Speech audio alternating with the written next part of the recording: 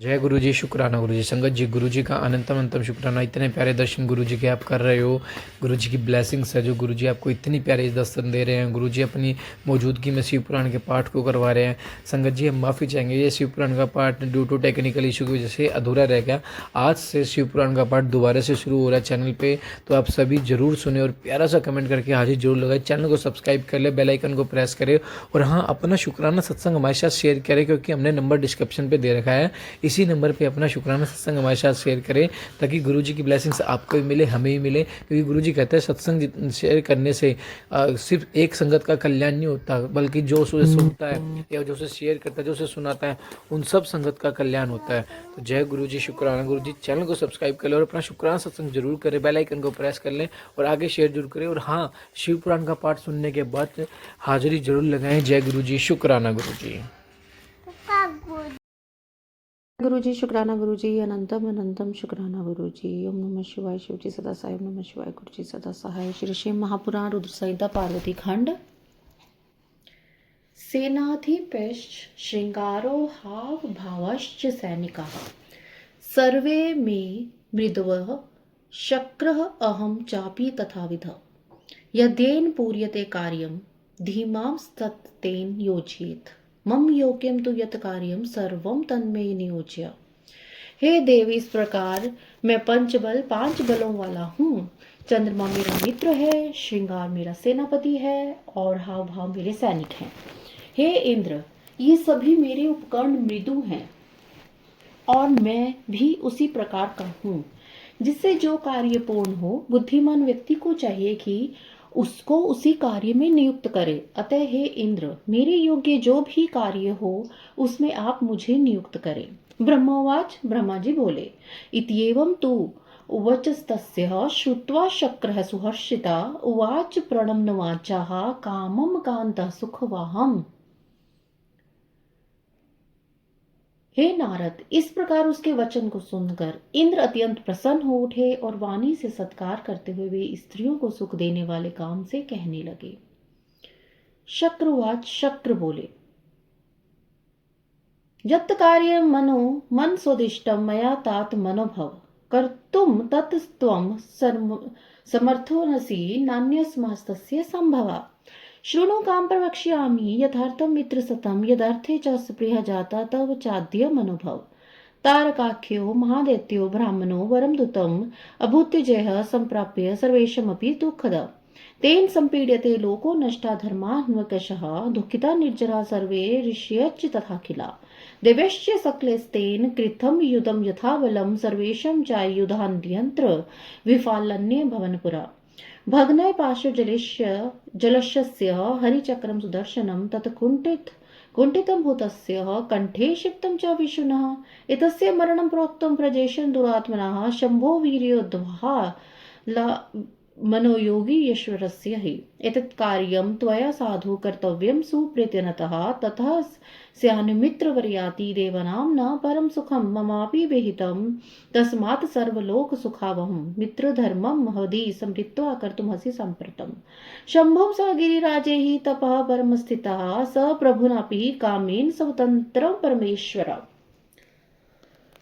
तत्समीपे च देवार्थं पार्वती स्वसखीयुतः सेवमाना तिष्ठतीति पितराज्ञप्ता मया श्रुतं यथा तस्यां रुचिस्तस्य शिवस्य नितात्मना जायेत नितरामार् तथा कार्यं त्वया ध्रुवम् इति कृत्वा कृतिशयास्तत्त्वं सर्वदुःखं विनक्ष्यति लोके स्थायी प्रतापस्ते भविष्यति न चान्यथा। हे तात, हे कामदेव, मैंने जो कार्य अपने मन में सोचा है उसे करने में केवल तुम ही समर्थ हो। यह कार्य दूसरे से होने वाला नहीं है। हे काम, हे मित्रवर्य, हे मनोभाव, जिस कार्य के लिए आज तुम्हारी आवश्यकता हुई है उसे मैं यथार्थ रूप से कह रहा हूँ, तुम उसे सुनो। इस समय तारक नामक महादैत्य ब्रह्मा से अद्भुत वरदान पाकर अजय हो गया है और सभी को पीड़ा पहुंचा रहा है। वह सारे संसार को पीड़ा दे रहा है। उसके कारण सभी धन भी नष्ट हो गए हैं। सभी देवता तथा ऋषिगण दुखित है। देवताओं ने अपने बल के अनुसार उससे युद्ध भी किया, किंतु सभी के शास्त्र उसके सामने व्यर्थ हो गए। वरुण का पाश टूट गया और विष्णु के द्वारा उसके कंठ पर प्रहार किया गया, किंतु उनका वह सुदर्शन चक्र भी कुंठित हो गया। ब्रह्मा जी ने दुरात्मा दैत्य की मृत्यु का निर्धारण महायोगेश्वर शिव के वीर्य से उत्पन्न हुए पुत्र के द्वारा किया है। अब तुम्हें प्रयत्न पूर्वक इस कार्य को अच्छी तरह करना चाहिए। हे मित्र, इस कार्य से देवताओं को महान सुख होगा, अतः तुम हृदय में मित्र धर्म का स्मरण करके मेरे लिए भी हित कर तथा सभी लोगों को सुख देने वाले इस कार्य को भी संपन्न करो। वे परमेश्वर प्रभु कामना से परे हैं। वे शंभु इस समय हिमालय पर्वत पर परम तप कर रहे हैं। मैंने ऐसे सुना है कि उसके समीप पार्वती अपने पिता से आज्ञा लेकर अपनी सखियों के साथ उन्हें प्रसन्न कर अपना पति बनाने के उद्देश्य से सेवा परायण रहती है। हे काम, इस प्रकार का उपाय करना चाहिए जिससे कि चित्त को वश में रखने वाले शिव जी की अभिरुचि पार्वती में हो जाए। ऐसा करके तुम कृतकृत्य हो जाओगे और सारा दुख नष्ट हो जाएगा। तुम्हारी कीर्ति तो संसार में चिरस्थायी हो जाएगी, इसमें संदेह नहीं है। ब्रह्मोवाच, ब्रह्मा जी बोले, इत्युक्तः तु कामो हि प्रफुल्ल मुख पंकजः प्रेमणो वाचेति देवेशं करिष्यामि न संशयः इत्युक्त्वा वचनं तस्मै तथेत्योमिति तद्वः अग्रिततरसः कामः शिवमाया विमोहिता यत्र योगेश्वरे साक्षात् तप्यः परमं तपः जागाम तत्र सुप्रीतः सदारा सव संतकः। इंद्र के इस प्रकार कहने पर कामदेव का मुख कमल खिल उठा और उसने प्रेम पूर्वक इंद्र से कहा, मैं आपका यह कार्य निसंदेह करूंगा। शिव की माया से मोहित कामदेव ने उनके वचन को ओम ऐसा कहकर शीघ्रता पूर्वक स्वीकार कर लिया। तत्पश्चात जहाँ साक्षात योगेश्वर शंकर कठोर तप कर रहे थे, वहां प्रसन्नचित होकर अपनी पत्नी तवसंत को साथ लेकर कामदेव पहुंच गया। इति श्री श्री महापुराण रुद्र संहितायां तृतीय पार्वती खंडे शक्र काम संवाद वर्णम नाम सप्तदशोध्याय। इस प्रकार श्री श्री महापुराण के अंतर्गत द्वितीय रुद्र संहिता के तृतीय खंड में इंद्र कामदेव संवाद वर्णन नामक 17वां अध्याय पूर्ण हुआ। जय गुरु जी, शुक्राना गुरु जी। अथाष्टादशोध्याय कामदेव द्वारा असमय में वसंत ऋतु का प्रभाव प्रकट करना, कुशन के लिए शिव का मोहित होना, पुनः वैराग्य भाव धारण करना। ब्रह्मवाच, ब्रह्मा जी बोले, तत्र गत्वा स्मरो गर्वी शिव माया विमोहिता मोहका स मधोश्चाधो धर्मं विस्तारयन्तः वसन्तस्य च यो धर्मः ब्रह्मसारसः सर्वतः तपस्थाने महेशस्य औषधि प्रस्थे मुनीश्वरा बनानी च प्रफुल्लानि पादपान महामुने आसान्वी विशेष तत्व प्रभावन मुनीश्वरा। शिव जी की माया से मोहित होकर वह माभियानी तथा मोह उत्पन्न करने वाला काम शिव जी के समीप जाकर वसंत ऋतु के गुण धर्म को फैलाता हुआ वहां स्थित हो गया है। मुनीश्वर, वसंत का जो प्रभाव है वह महेश के तपस्थान और औषधि शिखर के सभी तरफ फैल गया है। महामुने मुनीश्वर वहां उसके प्रभाव से पादपों के वन विशेष रूप से पुष्पित हो उठे। पुष्पानी सह कारणाम शोक वनिकासु वे विराजुस समोरधिपकारणे सुरभिन्यपि कैरवाणी च पुष्पानि भ्रमरा कलितानि च बहुमर्दनावेशकराणि च विशेषता सुकामोदीपनकरं कोकिला कलकूजितम् आसादिति सुरम्यं हि मनोहरमतिप्रियम् भ्रमरानं तथा शब्दा विविधा अभून्ने मनोरश्च सर्वेषां कामोदीपकरा अपि चन्द्रस्य विशदा कान्तिविकरणा हि सम्बन्धतः कामिनां च दूतिका इव सा भूत् मानिनां प्रेरणास्थित काले कालदीपिका मर्त्युश्च सुख साधो ववो विरोणिभिः एवं वसंत विस्तारो मदनावेशकारकः वनोकसां तथा तत्र मुनीनां दुदुसाहोद्भूत अचेतसामपि तथा कामशक्ति भुनमुने चित्तं हि जीवानां सेति हि वर्ण्यते कथा एवं चकार सा मधु सप्रभावं सुदुसहं सवेषां च जीवानां कामोदीपनकारकः अकाल निर्मितं तात मधोवक्ष्य हरस्तदाश्चर्यं परम मेने स्वलीला तनुहु प्रभुः अत लीला करस्त्र तपः परम दुष्करम तथाप सा विशेषो हि हरो दुखर प्रभु वसंते प्रसिद्धे तत्र कामो रति समन्वितः चुदम्बानं समाकृष्य स्थितसदाम पाशर्वतः स्वप्रभाव विस्तार मोहयानस्कलाञ्जना निरत्यासयुक्तं तदा कामं दृष्ट्वा वो न को वा न मोहितः एवं प्रवृत्त सुरतो श्रृंगारोऽपि गणे सह हावभावयुतस्त्र प्रविवेश हरान्तिकम्। अशोक की वाटिकाओं में सहकारों के कामोदीपक तथा सुगंधित पुष्प विराजने लगे। भोरों से घिरे हुए कुमुद के पुष्प विशेष रूप से कामावेश को बढ़ाने वाले हो गए। कोयलों का कलरव, उसी समय कोयलों का कलरव काम को अत्यधिक उद्दीप्त करने वाला, सुरम्य, मनोहर और अति प्रिय हो गया। हे मुने, भौरों के अनेक प्रकार के शब्द होने लगे जो सबके मन को हर लेने वाले तथा काम वासना को उत्तेजित करने वाले। चंद्रमा की मनोहर ज्योत्सना चारों ओर फैल गई, वह कामी और कामनियों की दूती के समान हो गई। वह ज्योत्सना मनी जनों को रति आदि के लिए प्रेरित, रति काल के लिए और उद्दीप्त करने वाली थी। हे साधो, उस समय वीरजन के लिए अप्रिय सुखकारी वायु बहने लगी। इस प्रकार कामवेश को बढ़ाने वाला वह वसंत का विस्तार वहां वन में रहने वाले मुनियों के लिए भी अत्यंत असहाय हो गया। हे मुने, उस समय जड़ पदार्थों में जब सब काम का संचार होने लगा, तब सचेतन प्राणियों की कथा का किस प्रकार वर्णन किया जाए। इस प्रकार सभी प्राणियों के लिए काम को दीप्त करने वाला उस वसंत ने अपना अत्यंत दुस्सह प्रभाव उत्पन्न किया। हे तात, तब अपनी लीला के लिए शरीर धारण करने वाले प्रभु शंकर ने उस समय में उस वसंत के प्रभाव को देखकर इसे महान आश्चर्य समझा। इसके बाद लीला करने वाले, दुख हरण करने वाले परम संयमी प्रभु शिव परम दुष्कर तपस्या करने लगे। तदनंतर वहां वसंत के फैल जाने पर रति सहित वह काम आम्र मंजरी का बाण चढ़ाकर उनके बाईं ओर खड़ा हो गया और प्राणी को मोहित कर तो अपना प्रभाव फैलाने लगा। उस समय रति सहित काम को देखकर भला कौन प्राणी मोहित नहीं हुआ। इस प्रकार उनके काम क्रीड़ा में प्रवृत्त हो जाने पर श्रृंगार विहाव भाव से युक्त होकर अपने गणों के साथ शिवजी के समीप पहुंचा। मदन प्रकटस्त्र न्यवसच्चितगो बहिः न दृष्ट्वास्तथा शम्भो छिद्रं येन प्रविश्यति। यदा चाप्राप्त विवस्तारत यन्मयोग स्मरः महादेवे तदा सोन्महाभून्महाभयविमोहिताः ज्वालाः गृहसकाशभाल नेत्र समन्वितं ध्यानस्थं शङ्करं को वा समाधियतुं शम। अतिस्मन्नन्तरे तत्र सखीभ्यां सयुता शिवा जगाम शिवपूजार्थं नीत्वा पुनान्यनकेशः प्रीत्वायं यादृशं लोके सौन्दर्यं वर्णिते महत तत्सर्वमधिकं तस्यां पार्वतीमस्ति निश्चितम्।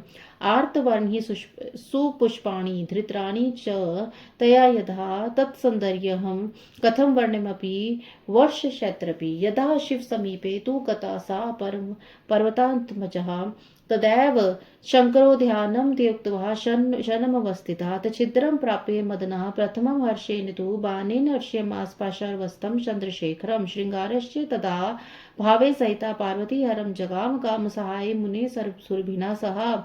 तदैव करिष्ये तत्चापं रुच्यार्थं शूलधारिणा धृतं पुष्पशरं तस्मै स्मरोषमुञ्च संयुक्तः।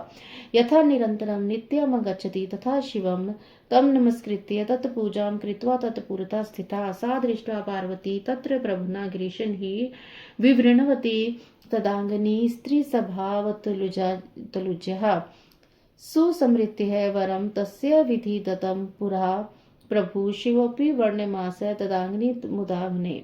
चित्त में निवास करने वाला कामदेव वहां बाहर प्रकट हो गया। उस समय वह शंकर में कोई छिद्र नहीं देख पाया जिससे वह प्रवेश कर सके। तब जब कामदेव ने उस योगी श्रेष्ठ महादेव में छिद्र नहीं पाया, तब वह महान भय से विमोहित हो गया। धधकती हुई ज्वाला वाली अग्नि के समान भाल नेत्र के युद्ध ध्यानस्थ शंकर के पास जाने में कौन समर्थ है। इस प्रकार पार्वती भी दो सखियों के साथ अनेक प्रकार के पुष्प लेकर शिव की पूजा के लिए वहां पहुंच गई। लोग पृथ्वी पर जिस जिस प्रकार के महान सौंदर्य का वर्णन करते थे, वह उस प्रकार से अधिक सौंदर्य उस पार्वती जी में है। उन्होंने ऋतुकालीन सुंदर पुष्पों को धारण किया था। उनकी सुंदरता का वर्णन सैकड़ों वर्षों में भी नहीं किया जा सकता। जिस समय वे पार्वती शिव जी के समीप पहुंची, उस समय शिव जी क्षण भर के लिए ध्यान त्याग कर अव्यवस्थित हो गए। उस छिद्र को पाकर काम ने पहले अपने हर्षण नामक बाण से समीपस्थ शंकर को हर्षित किया है। मुने, उस समय पार्वती भी श्रृंगार एवं बाहों से युक्त होकर मलयानिल के साथ काम की सहायता के लिए शिव के सन्निकट गई हुई थी। उस समय कामदेव ने शूलधारी शिव को पार्वती में रुचि उत्पन्न करने के अपने धनुष खींचकर ही बड़ी सावधानी से उन पर पुष्प बाण छोड़ा। जिस प्रकार पार्वती नित्य निरंतर शिव जी के पास आती थी, उसी प्रकार उन्हें प्रणाम करके उनकी पूजा करके उनके सामने खड़ी। उसी समय प्रभु शंकर ने स्त्री स्वभाववश लज्जा के कारण अपने अंगों को ढकती पार्वती को वहां देखा। महे मुने पूर्व जन्म में पार्वती को ब्रह्मा के द्वारा दिए गए वरदान को भली भांति स्मरण करके प्रभु शिव प्रसन्नतापूर्वक उनके अंगों का वर्णन करने लगे।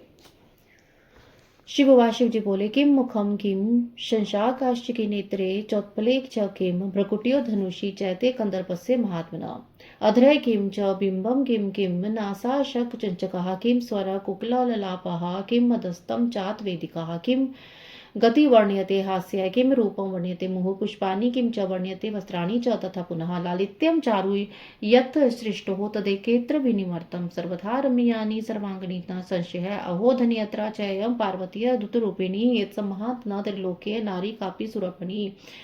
सुरपणिः सुल्वान्यः निधि निदेश्य मृदुतांगिनी बिभ्रति विमोहिनी मुनिनाम च महासुख विवर्धिनी। यह मुख है, यह चंद्रमा, ये नेत्र है अथवा दो कमल और दोनों भ्रुकुटी और दोनों ओ महात्मा कामदेव के धनुष या अधर तथा बिंब फल या नासिका तथा तोते की चोंच से स्वर या कोकिल की मनोहर कूक है और यह मध्य भाग कमर है या वेदी है। इसकी चाल का वर्णन क्या किया जाए, इसके रूप का वर्णन क्या किया जाए, इसके पुष्पों तथा वस्त्रों का क्या वर्णन किया जाए। सृष्टि में जितनी उत्तम सुंदरता है एकत्रित करके इसमें रच दी गई है। इसके सभी अंग सब प्रकार से रमणीय है, इसमें संदेह नहीं है। अहो अद्भुत रूप वाली है पार्वती धन्य है, तीनों लोकों में उसके सम्मान सुंदर रूप वाली कोई स्त्री नहीं है। अद्भुत अंगों को धारण करने वाली वह लावण्य की निधि है। यह मुनियों को भी मोहने वाली और महासुख को बढ़ाने वाली है।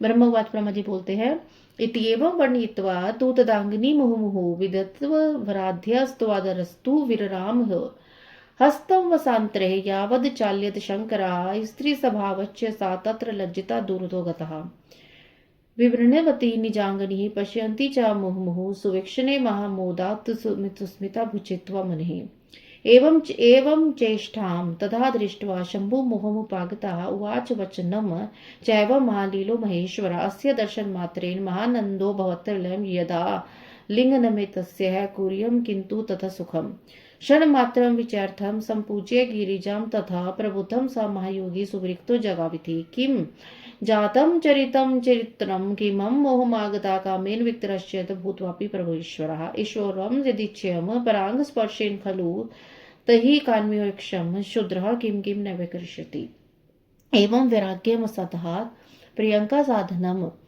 च तत् वार्यमा सर्वात्मा परेश किम पतेदिः।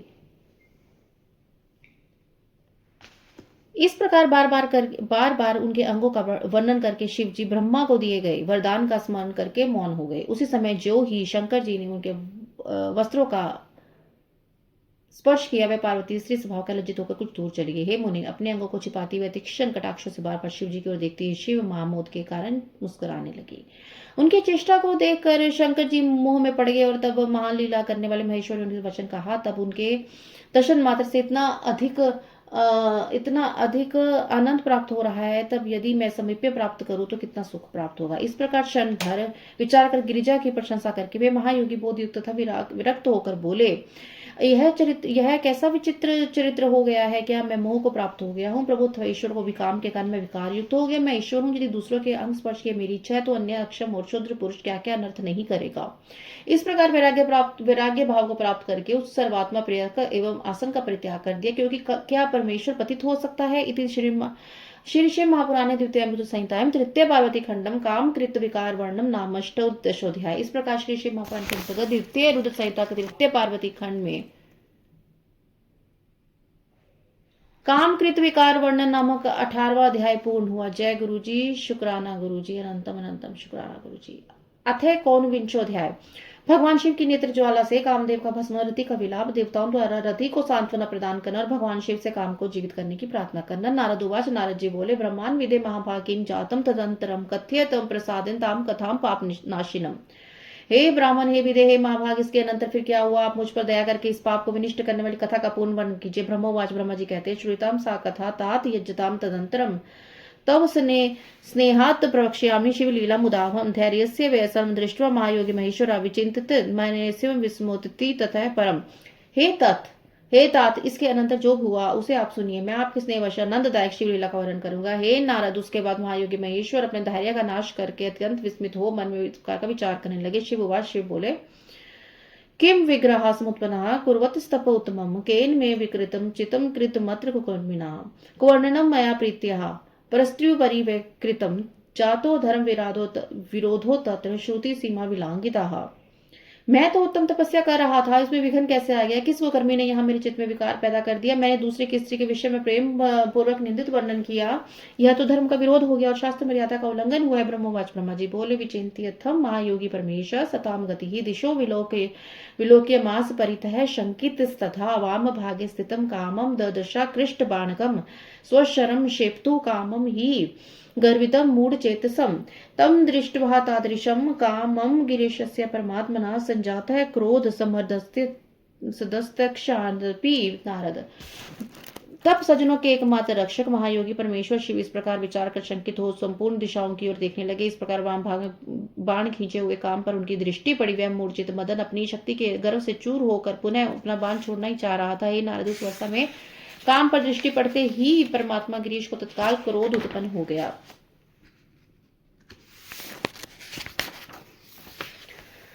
कामे स्थिरांतराक्षय सधृत्वा तत्संशरम धनु चिक्षेपास्त्रम दुर्निवारम मोघम शंकरे मुने बभुवा मोघमस्त्रम तु मोघम तत्परमात्मनि संशाप्य ततस्तत सिमंसम क्रुधे परमेश्वरे मोघी भूते शिवे सवस्त्रे भयमपाशु मन्मथा चकंपे च पुरा स्थित्वा दृष्ट्वा मृत्युंजयं प्रभुं सस्मात् त्रिदर्शन सर्वाशकराधीन भय विलह स्मरो मुनि शार्दुल स्वप्रिय के निरार्थके कामेन संस्मृता देवा शक्रादस्ते मुनीश्वरा आयु सकलास्ते ही शंभुं नत्वा च तुष्टवुः स्तुति करोतसु देवोषु क्रोधस्याति हरस्य हि त्रितस्य नेत्राधे निस्सार ततोन्मान ललाट मध्ये गात्रस्मात्म विद्रुत संभवा जज्वालोर्ध्व शिखो दीप्तः प्रलयाग्नि संप्रभा।